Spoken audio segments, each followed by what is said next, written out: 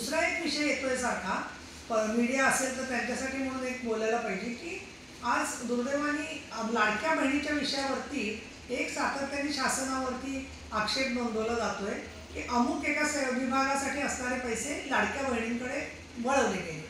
मला हा प्रश्न पडलेला आहे. काल आदिवासी बांधव सुद्धा माननीय राज्यपालांना भेटून आले आमदार, आणि ते म्हणाले की आमचे पैसे काही वळवू नका. मला एक कळत नाही आहे की सरकारचे पैसे जे आहेत ते फक्त पुरुषांसाठी राखीव आहेत का? लाडक्या बहिणींसाठी समजा एखाद्या डिपार्टमेंटचे पैसे वळवले आणि ते लाडक्या बहिणींच्या पैकी ज्या आदिवासीच महिला आहेत त्यांच्यासाठी जर का गेले असतील तर त्या महिलांना लाडक्या बहिणींना द्यायचे नाही का पैसे? अशी महिलांमध्ये फाटाफूट करावी का? इव्हन मी अनुसूचित जाती जमातीच्या समाजासाठी असं म्हणेन की त्यांच्यामधल्या महिलांच्यासाठीच पैसे जर का सरकारने वळवले असतील तर त्याच्यामुळे अन्याय झाला असं कसं म्हणता येईल? म्हणजे सगळा सरकारचा पैसा जो आहे तो राज्याच्या पुरुषांचा आणि लाडक्या बहिणींसाठी असलेला पैसा फक्त त्यांचा असं चालणार नाही. कुठलंही डिपार्टमेंट असो त्याच्यामध्ये स्त्रियांच्यासाठी त्याचा प्रत्यक्ष व अप्रत्यक्ष लाभ हा महिला आणि पुरुष दोघांनाही मिळाला पाहिजे हे राज्यघटना सांगते.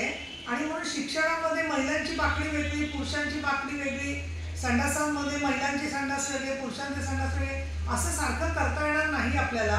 आपण जिथे महिलांना विशेष गरज आहे म्हणून त्यांच्यासाठी स्नानगृह केलेली आहे, समान संधीसाठी विशेष संधी दिलेली आहे. त्यांना उघड्यावरती अंघोळ करता येत नाही, कारण वारकरी बांधवांना पण स्नानगृह मिळाली तर आपल्याला आनंदच आहे. पण महिलांच्या विशेष गरजा ओळखून लाडकी बहीण कार्यक्रम राबवलेला होता.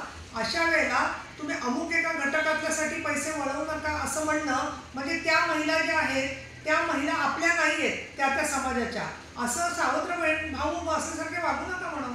आणि त्यामुळे कुठेतरी त्यांच्या मनात जो गैरसमज झालेला आहे त्याच्या विरुद्ध मला असं वाटतं की आपण सगळ्या जणांनी एकत्र झालं पाहिजे. आदिवासी महिलांनाही निधी मिळतोय तो पण मिळाला पाहिजे, अनुसूचित जाती जमातीच्या महिलांनाही निधी मिळाला पाहिजे. आणि तो सगळ्यांमधून मिळत असताना काही अडचण आली तर शेवटी सगळं एक अकाउंट असतो आणि त्या अकाउंटमधला पैसा अमुक एका गोष्टीसाठी दिला जात असतो.